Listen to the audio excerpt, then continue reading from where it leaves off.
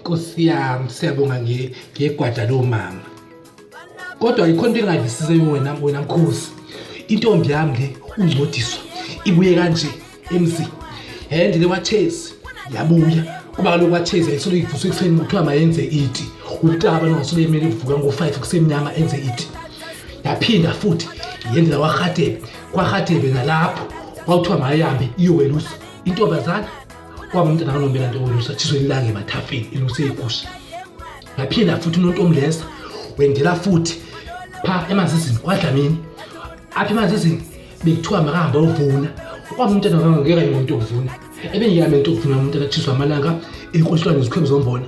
Hayi Mkhosi andiyivisisi ke. Ngicela nokimali le nokweyandi imali le igwada elilo mama. Ngeke kaloku. Indlalo kaloku le. Uba sohlala lapha hlala nje 50 rand. Hayi kaloku 50 rand nje imali nje incinci kakhulu indlalo kaloku le. Ngicela ba wengeza. Le ntombazana Expiriance ne-Expiriance.